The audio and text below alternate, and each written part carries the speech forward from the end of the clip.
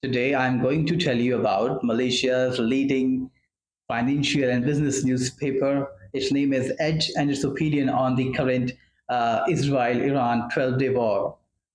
It is an opinion piece which is written by Abi Kantasamy. It was written on 13th of June 2025, and it is headlined as "When Giants Clash: How the Iran-Israel War Could Reshape Southeast Asia's Strategic Calculus." So here we go.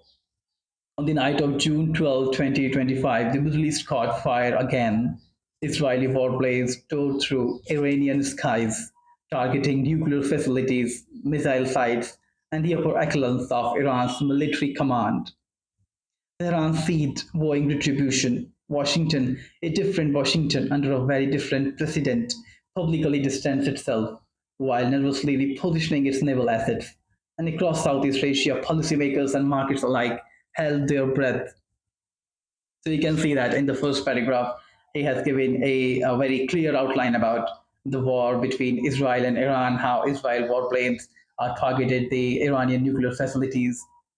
It also like give a description of Washington, like in a kind of a comic tone, like a different Washington under a very different president, because we all know that Donald Trump is quite different because of his decision making power and his decision making timing. And he can take any decision whatever he likes to. So like people on both sides of the globe in the west and in the east, they are quite a bit scared about the consequences of his actions or his policies could make on their respective countries. So now we move on to the next paragraph, and it says that at first glance, a spiraling conflict between Iran and Israel might feel far removed from Kuala Lumpur's trading floors. But distance, is no insulation in a hyper-connected world. This war is not just about uranium enrichment and missile strikes. It's a test of global fault lines, energy choke points, great power rivalry, and economic resilience. What could have happened if the war spiraled out of conflict? Had it been out of control for the next 2 months, then what could have happened? It could have like a great repercussions for the blooming Southeast Asian economies like South Korea or Malaysia or Indonesia. Yeah, Iran also tried to threaten the world by passing a law into its parliament that it's going to close the Strait of Hormuz. And from the Strait of Hormuz, 20% of the world's oil passes through it, and 20% of the world's oil and 70% of oil which goes to South Korea. So, this war could have a great repercussions for all these nations who are not involved at all and who are thousands of kilometers situated away from this war, from the turf of the war. So, Iran's most potent retaliatory tool is economic. The threat to close the Strait of Hormuz. Roughly 20% of the world's oil passes through that narrow waterway, including the lifeblood of Asia's major economies. Should Iran deploy mines, fast-track boats, or simply heighten the risk calculus for commercial vessels? Shipping rates will spike, insurance premiums will soar, and energy prices will lurch into volatility. And this will send shockwaves across Asia through, especially through the Southeast Asia, because there are two straits which are very important for Iran and for the world. One is the Strait of Hormuz, the another is Strait of Malacca. And suppose if it tries to close the Strait of Hormuz, then there will be congestion at the Strait of Malacca, and this could have lead to insurance premiums, rates could have soared up, and energy prices could have lurched into volatility had this conflict escalated further. But for net importers like Malaysia and Thailand, a prolonged disruption of Middle East oil flows will have real inflationary consequences.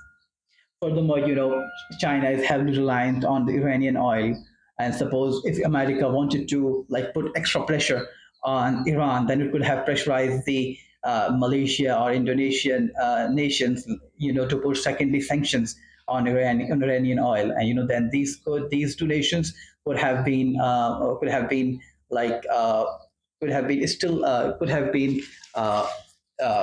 a victim of the policies of which is being going between China and America, and they could have been really like sandwiched between these two nations, between these two superpowers, because they are yet to come up with any foreign policy solution.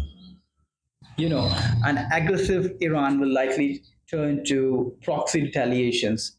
But the bigger risk is that indirect US military involvement. Should Iran hit American bases or rush towards nuclear breakout, it will convert a regional war into global confrontation. And that's what happened when Iran it hit the American bases in Qatar. It looked like for a moment that it could escalate into a global confrontation, and it is going to, or it was going towards the World War III. But thankfully, for 12 days, the war is now over for the time's sake. And that drags Southeast Asia deeper into strategic ambiguity. The United States will expect friends to act like allies. Already, US logistic routes it runs through Singapore, while air defense systems and surveillance nodes they are being expanded in the Philippines. Yet China, viewing weakened Iran at a strategic loss, may accelerate military cooperation and belt and road entrenchment across the region. But like countries like Vietnam and Indonesia will deepen defense partnership with Japan, Australia, or even India, and many smaller states may become bargaining chips rather than players, because it's about business, it's about how those economies will prosper even at the time of conflict. Next, we move into the paragraph. It talks about market panic and the dollar dilemma. The ringgit, rupiah, and baht, they are already under pressure from capital outflows. War jitters will exacerbate this, especially as investors retreat to the US dollar and gold. Central banks in Southeast Asia will face difficult decisions whether they raise interest rate to defend currencies or they allow depreciation and risk import inflation. But what happens if the US economy it overheats up due to wartime spending and the Federal Reserve raises its rates? That the emerging Asian economies could be facing double blow, higher debt servicing costs and fewer foreign inflows. There's another thing that is very much important to look at. Malaysia has become a semiconductor hub, and the world doesn't know, and very few people know about it. You know, it's about Israel and Iran. They have long fought shadow wars via code, attacks on infrastructure, banking systems, and power grids. And if that escalates, critical semiconductor hubs like Malaysia and Taiwan may find themselves caught in the crossfire. Do you know the name of Penang? It is called the Silicon Valley of the East. It is a state in Malaysia. Penang, it is a home to Penang Lepas Free Industrial Zone. And just into 2023, the region attracted $12.8 billion dollars in investment alone from Intel. So Malaysia has already become a global semiconductor giant. And the war which is being fought between Iran and Israel and the conflict in the Middle East it could have straight repercussions for those people, for all those actors who are not involved in it directly.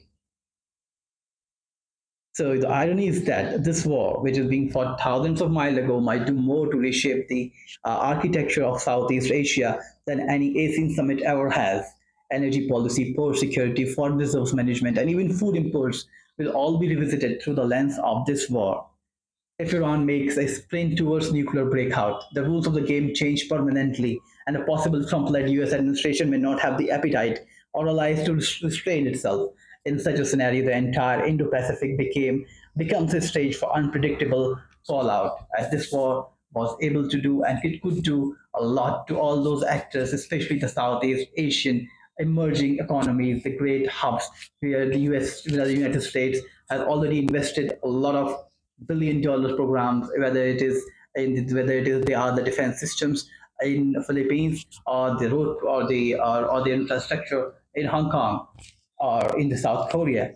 You know, so these regions are the ones who will be trapped, whether they whether they will try to continue follow the US foreign policy, or if China could influence them under his favor.